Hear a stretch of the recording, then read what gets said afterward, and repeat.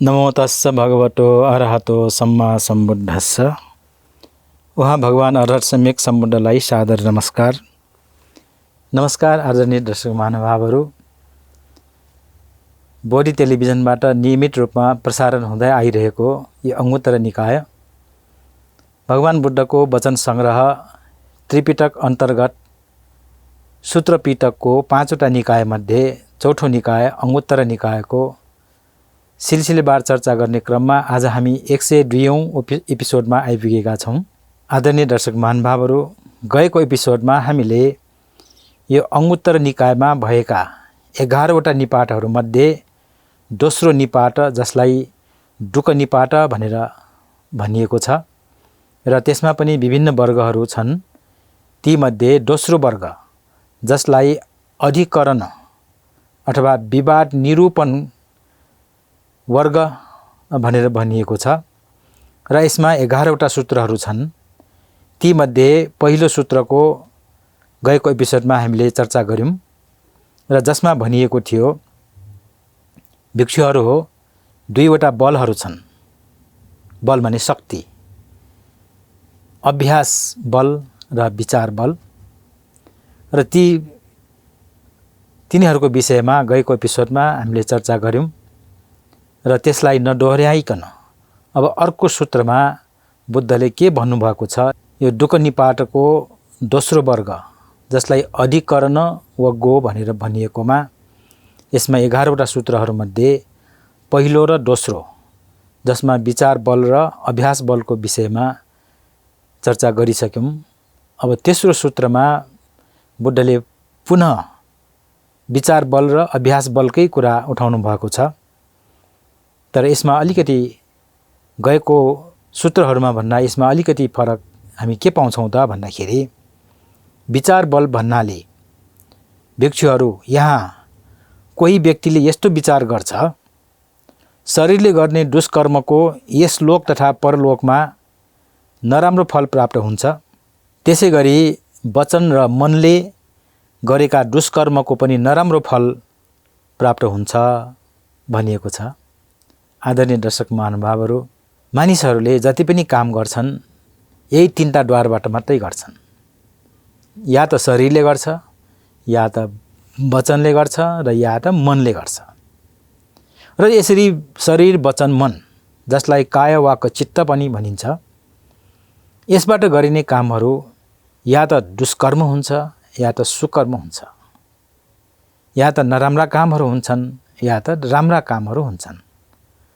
र यहाँ अब विचार बल भन्नाले कोही भिक्षुले यस्तो विचार गर्छ अथवा कोही व्यक्तिले यस्तो विचार गर्छ, यो शरीर वचन मनले नराम्रो काम गर्दाखेरि अथवा दुष्कर्म गर्दाखेरि यो लोक अथवा वर्तमान जीवनमा र परलोक भनेपछि भविष्यको जीवनमा पनि त्यसबाट नराम्रो फल प्राप्त हुन्छ भनेर सोच्छन्, विचार गर्छन्। र यसरी विचार गर्ने व्यक्तिले अब उसले के गर्छ, शरीरबाट पनि वचनबाट पनि र मनबाट पनि त्यस्ता दुष्कर्महरू त्यागेर शुभ कर्मको अभ्यास गर्छ। र जुन काम गर्दाखेरि आफूलाई हानि हुन्छ, अरूलाई पनि हानि हुन्छ भन्ने थाहा पाउने व्यक्तिले त यदि ऊ बुद्धिमान छ भने त उसले त नराम्रो काम गर्ने हुँदैन, राम्रै काम गर्छन्। र त्यो राम्रो काम गर्ने विचार कहाँबाट आयो त? त्यो विचार बलबाट आयो। र यसरी शरीर वचन मन काय वाको चित्तबाट सुकर्म अथवा राम्रा कर्महरू गरेर उसले आफ्नो जीवनलाई पवित्र बनाउँछ र यसैलाई विचार बल भनिन्छ भनेर बुद्धले भन्नुभयो।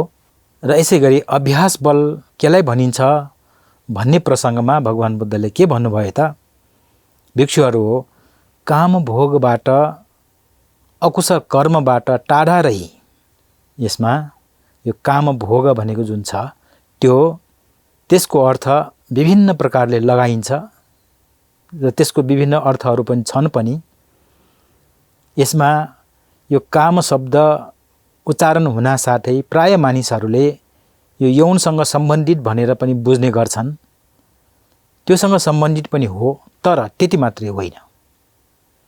यो जुन हाम्रो शरीरको 5 इन्द्रियहरू छन्, आँखा छ, नाक छ, कान छ, मुख अथवा जिब्रो र शरीरको यो जुन काय, यो पञ्च इन्द्रियको आफ्नो विषयवस्तु, जस्तो आँखाको रूपसँग, कानको शब्दसँग, नाकको गन्धसँग, मुखको रससँग, स्वादसँग र शरीरको स्पर्शव्य पदार्थसँग चाहिँ जुन सम्पर्क आउने हुन्छ र ती सम्पर्कमा आउने, ती स्पर्शमा आउने विषयवस्तुहरू प्राय यी पञ्च इन्द्रियहरूले के इच्छा गर्छ? राम्रा राम्रा, आफूलाई सुहाउँदा, आफूलाई मनपर्ने आरम्भनहरू, मनपर्ने विषयवस्तुहरूको चाहना गर्छ।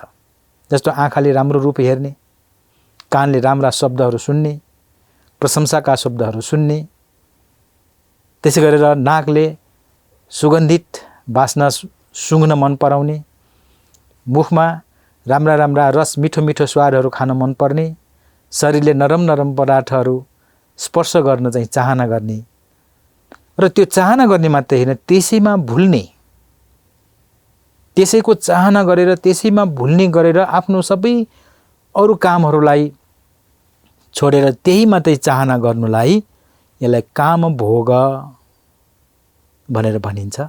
अब जसले त्यो कायबाट चित्तबाट चाहिँ दुष्कर्म गर्दाखेरि दुष्परिणाम आउँछ भनेर थाहा पाएर उसले के गर्छ? यो काम भोगबाट र अकुशल कर्मबाट टाढा रहेर अब यहाँ ध्यानको कुराहरू आउँछन्। जस्तो ध्यान बस्दाखेरि पनि ध्यानका अङ्गहरूको बारेमा मैले पहिले पनि यहाँलाई निवेदन गरेको थिएँ। यो वितर्क, विचार, प्रीति, सुख, एकाग्रता, यी पाँचवटालाई ध्यानका अङ्गहरू भनेर भनिन्छ। अब त्यो कायवाक चित्तबाट दुष्कर्म नगरिकन उसले के गर्छ?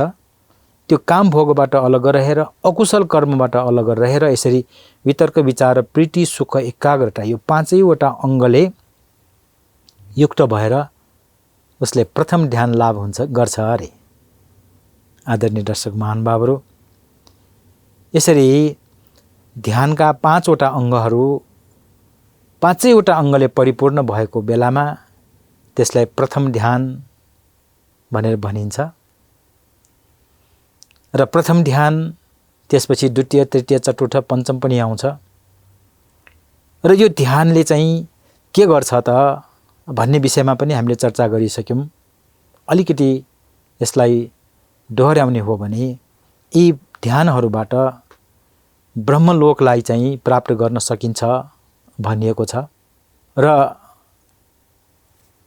त्यो ब्रह्मलोकको अनुभव गर्दाखेरि, अनुभूति गर्दाखेरि मनमा प्राप्त हुने जुन शान्ति हो, जुन सुख हो, त्यो अरू बेलाको सुख शान्ति भन्दा फरक हुन सक्छ।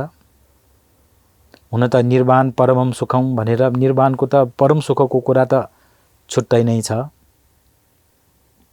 तर यहाँ यो लौकिकको कुराहरूको विषयमा बुद्धले बताइराख्नु भएको छ। लौकिक माने यसै लोकको सिमानाभित्र, निर्वाण त लोकोत्तर, त्यो लोकको कुरा भन्दा परको विषयवस्तु भयो। त्यो त निब्बानं परमम सुखं त आफ्नो ठाउँमा छ।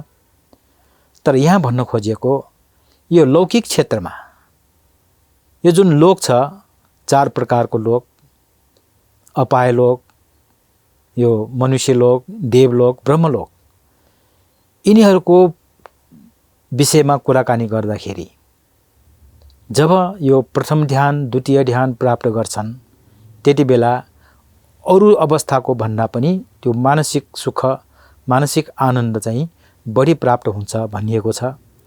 यसरी यी पाँचवटा ध्यान अङ्गले युक्त भएर प्रथम ध्यान प्राप्त गर्छ भने यो वितर्क विचारलाई नागेर अथवा त्यसलाई शान्त गरेर त्यसपछि द्वितीय ध्यान प्राप्त गर्छ। दर्शक महानुभावहरू, यी ध्यानका कुराहरू गर्दाखेरि एक त गम्भीर विषय पनि हुन सक्छ र अर्को नपत्याउने खालका विषय पनि हुन सक्छन्। तर जबसम्म हामीले यसलाई अनुभव गरेर आफ्नै अनुभूतिमा यसलाई चाहिँ उतार्दैनौँ तबसम्म हामीलाई विश्वास नलाग्नु अस्वाभाविक त होइन, तर जब हामीले यो अभ्यास गर्छौँ र अभ्यास गरेर त्यो स्थितिलाई प्राप्त गर्छौँ तब हामी ढुक्कसँग चाहिँ यो छ भन्ने कुरालाई चाहिँ पत्याउँछौँ, अनुभूत गर्छौँ। तर त्यति नभएसम्म अपत्यारिलो लाग्न सक्छ। यो कुरा मैले किन प्रसङ्ग उठाएँ त भन्दाखेरि यदि हामीले चाहेको खण्डमा, यदि हामीले अभ्यास गरेको खण्डमा यी अवस्थाहरू प्राप्त गर्न सक्छन्। यदि ती अवस्थाहरू प्राप्त गर्न नसक्ने हुन् भने भगवान बुद्धले बताउनु हुन्न थियो। तसर्थ जो कसैले पनि यी कुराहरूको अभ्यास गर्दाखेरि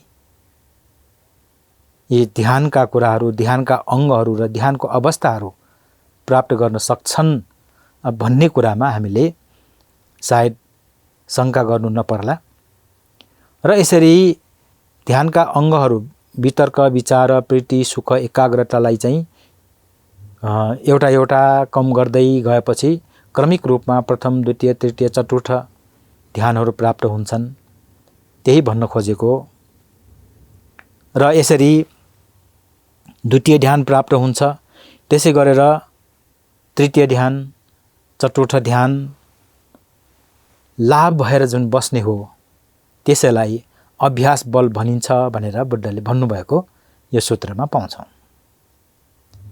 योभन्दा अगाडिका सूत्रहरूमा चाहिँ यो साधारण किसिमका अभ्यासका कुराहरू मात्रै वर्णन गरिएको थियो भने यो तेस्रो सूत्रमा आएर यसरी ध्यानका विभिन्न तहहरूको बारेमा वर्णन गरेर त्यो प्राप्त गर्न सकिन्छ, त्यो ध्यान लाभ गरेर बस्छ र यसैलाई अभ्यास बल भनिन्छ भनेर भन्नुभएको हामी पाउँछौँ। यसरी अभ्यास बल र विचार बलको विषयमा यो अधिकरण वर्गमा 3टा सूत्रहरू हामीले पायौँ।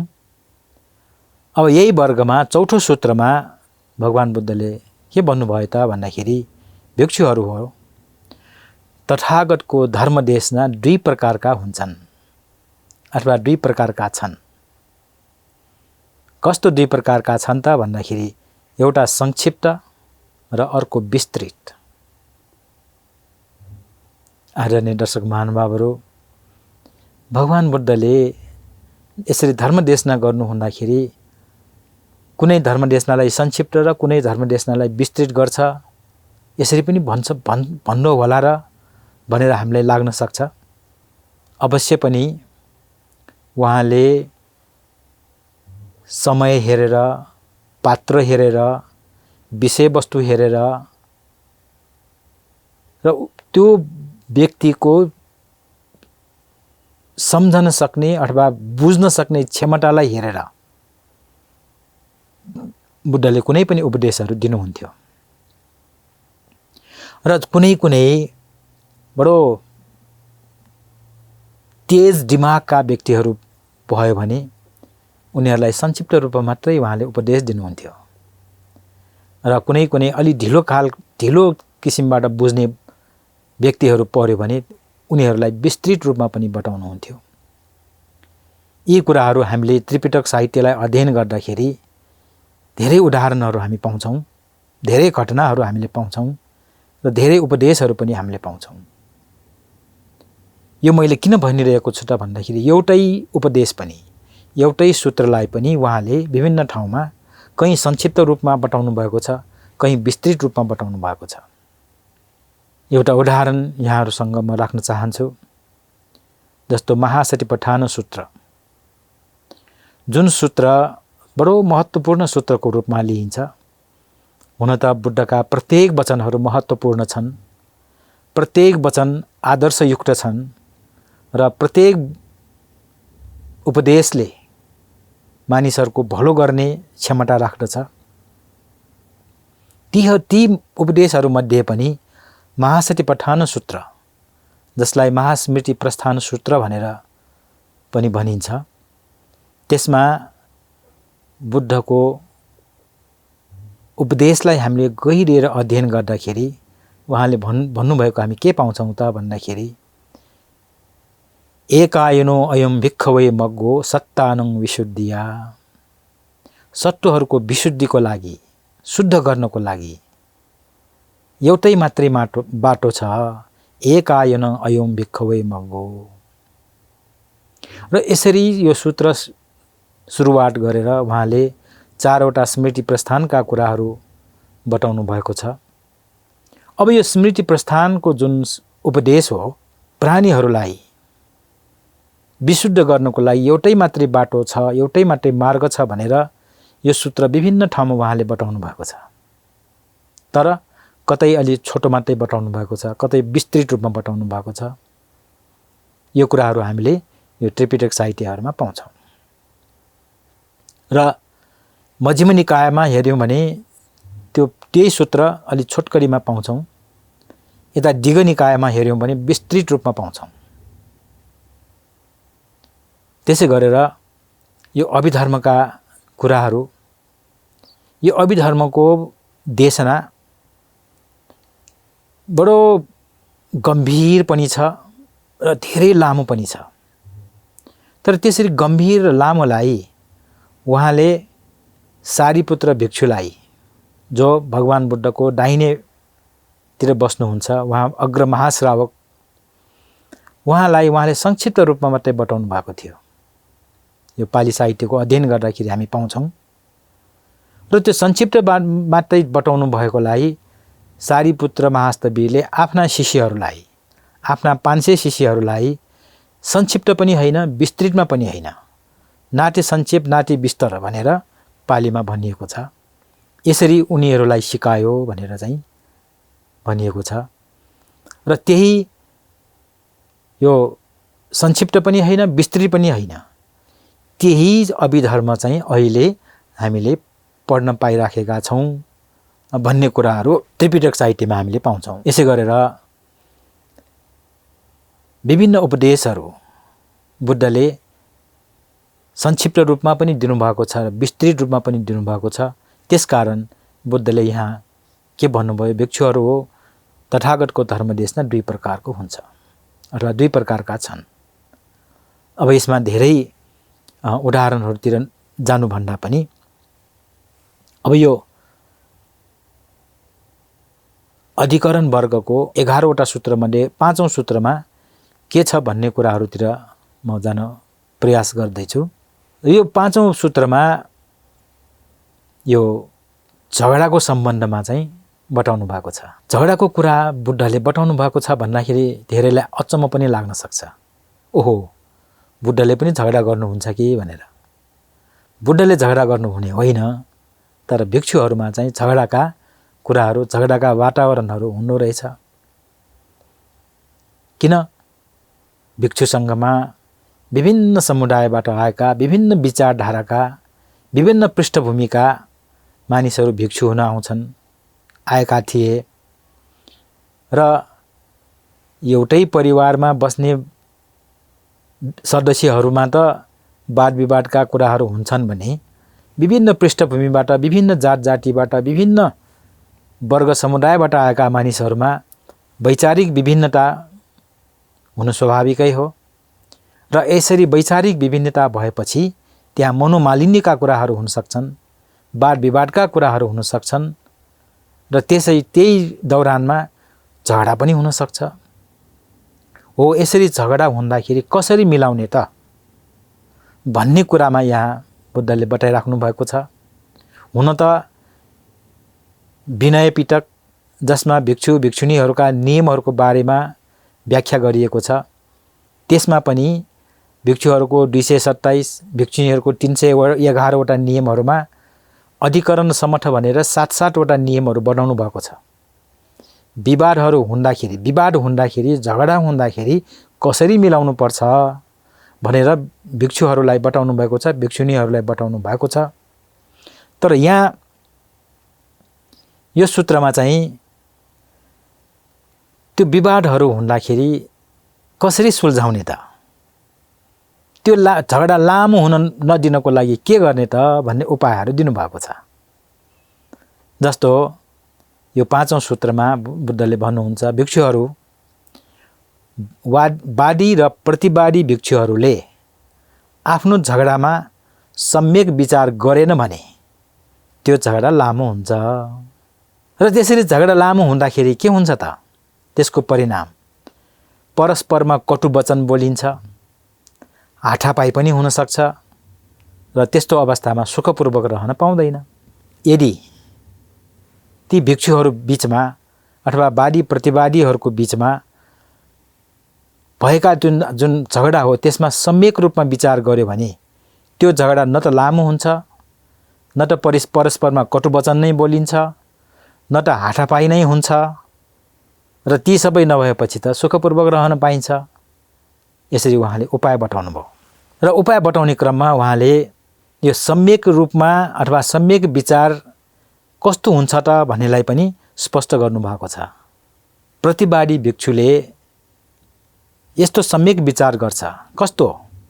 मैले शरीरबाट केही अकुशल कर्म दुष्कर्म गरेँ, त्यसलाई उक्त भिक्षुले देखे। यदि मैले मेरो शरीरबाट यस्तो अकुशल कर्म नगरेको भए त उसले देख्ने थिएन। अब त्यो देखेकोले नै ऊ असन्तुष्ट भएर चाहिँ मलाई उसको असन्तुष्ट चाहिँ वचन प्रयोग गरेको हो, त्यसैबाट चाहिँ झगडा भएको हो।